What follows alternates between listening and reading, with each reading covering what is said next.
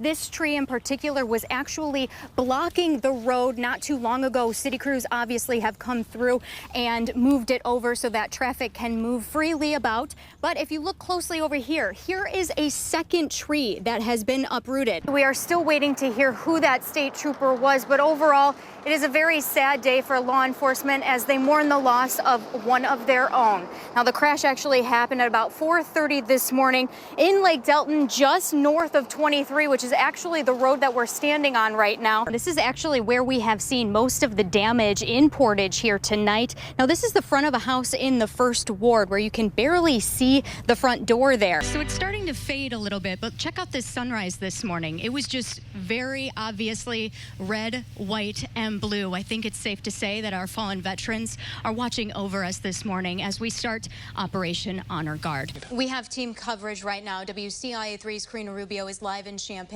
Jamie Mays is at Carl Hospital in Urbana. Jamie, we can see the row of first responder vehicles behind you. Can you tell us what's happening? First it was the snow, now we are dealing with the cold. We are all over it this morning to make sure you stay safe. Let's talk about the need really quick, because a lot of people don't realize how many kids actually don't have the Christmas that they should. We touched 3,746 lives last year. And we did get word from Chief Anthony Cobb, and he says that Officer Oberheim only intention was to serve, protect, and provide care before he was senselessly fired upon and killed. Officer Oberheim joined the Champaign Police Department in September of 2008. After starting his career with the Decatur Police Department, Chief Cobb calls him a true professional and devoted public servant. Officer Oberheim is remembered for his heroism, bravery, and the oath of office he honorably upheld in his commitment to duty. We will continue to follow this throughout the day, so be sure to stay with us on air and online. We'll be right back. Please, if you can, come on and donate. If you can't, or you just want to sit on your couch, you still have the option to donate. You can do so by going to WCIA.com and clicking the donate button, and you can just donate online. Yes, we will be here all day long until 7 o'clock tonight, and I mean, there's a wait. That's how many people are in line right now. It's amazing. Come out and help us help the kids in need in Central Illinois. One person is dead after a shooting in Champaign over the weekend. Police responded to a shooting at the intersection of West William Street and South Duncan Road. But we actually want to make mention of this big donation that just came in now. Chad and Scott from Heartland Bank just dropped off this $5,000 check. Woo! And the crowd goes wild, Chad. This puts us at more than $20,000 right now. What does it mean to you to be a part of that? It is our day of giving, a time when you can give back to CASA. That group supports abused and neglected children across Central Illinois. WCIA 3's McLeod Hageman is live in our back parking lot with all of the details that you need to know to give back this morning. Hey, Mac. Fortunately, there's no emergency here, just an emergency for donations. So thanks to the Champaign Fire Department. And guess what? We are going to ring the bell. Yeah. Ring the bell. Ring the bell. Ring the bell.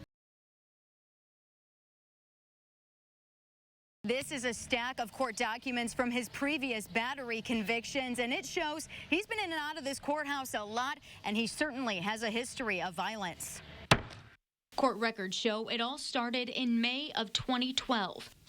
Bradley Jenkins was charged with felony aggravated battery for punching a woman twice in the face at a bar.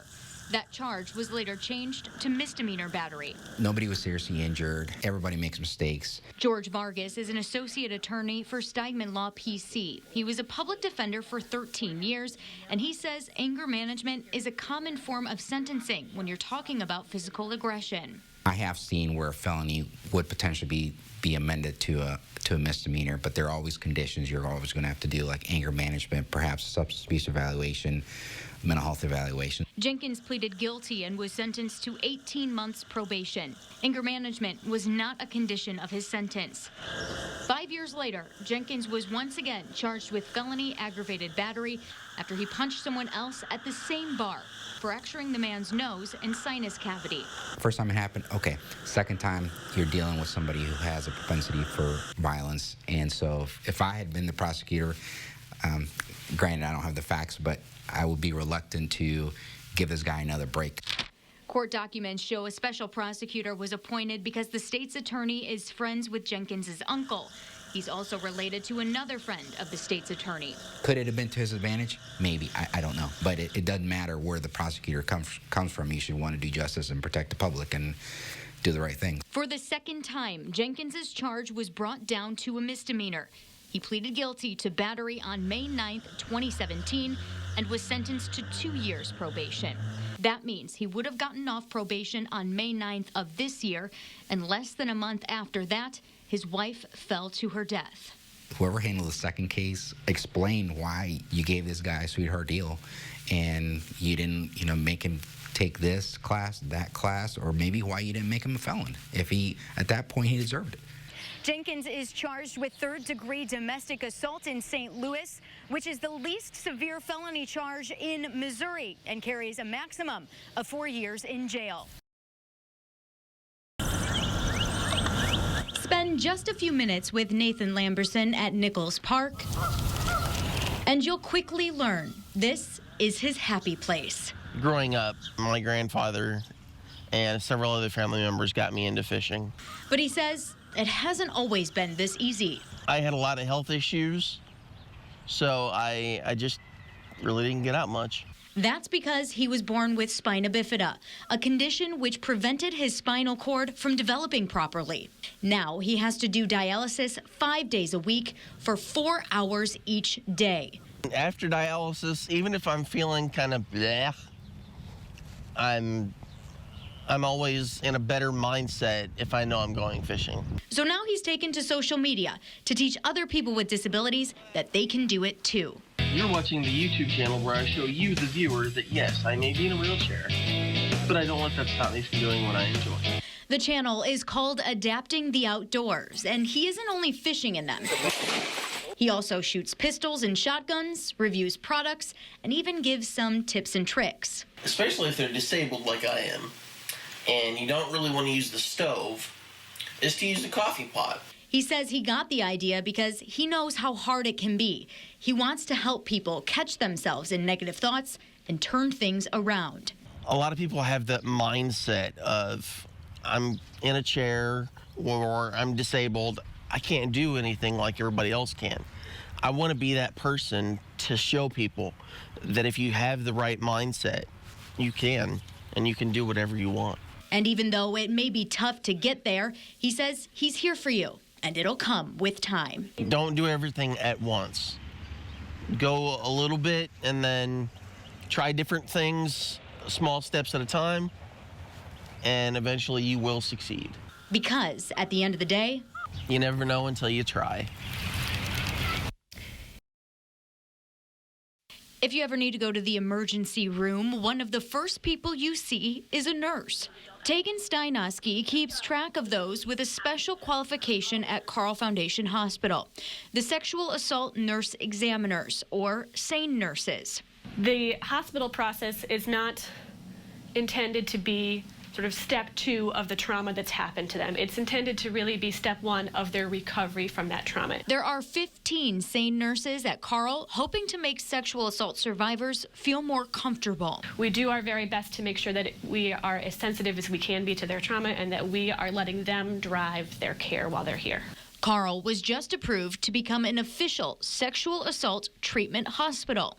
That means there will be at least one SANE nurse staffed 24 hours a day, 7 days a week. This is a game changer for sexual assault survivors. Adelaide Amy is the executive director of RACES in Urbana, which focuses on helping sexual assault survivors through counseling and advocacy. She says this is going to help their recovery tremendously. That is going to guarantee that when our survivor walks in to the emergency department, there will be someone open to their needs. Before this, any nurse could collect evidence, something Steinoski says is a multi-step process. You just opened the box and looked at the overwhelming list of steps and read the instructions and kind of figured it out. And what ended up happening with that is that a lot of patients got evidence collection by nurses who were very well-meaning and working very hard, but were very inexperienced and maybe overwhelmed with the kit itself. And they hope that by making these changes, others will follow suit. Not here in town, but nationally, of course, we in the business hear stories of victims who go to the ED and it feels like being raped all over again. And no one wants that. So it's the training that helps the exam be supportive versus an additional assault. To help survivors truly begin the recovery process. In Urbana, Christie Battista, WCIA 3, your local news leader.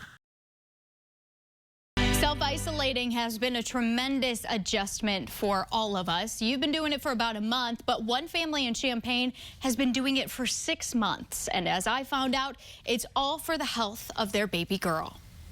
Jessica and Patrick Wolf have grown accustomed to self-isolating. The general public is starting to understand what families with medically fragile children go through. Jessica found out she was pregnant with twins in March of 2018. We were told that neither girl would likely make it to viability. And at 24 weeks, I went in for a routine scan and Lily's sister had passed away. Her daughter Lily was born 16 weeks early and spent 256 days in the NICU. Countless sleepless nights while she was in the NICU, times we had to rush there to say goodbye or to make really difficult decisions. But she pulled through. Because she was born so prematurely, she missed a key window of immunity development.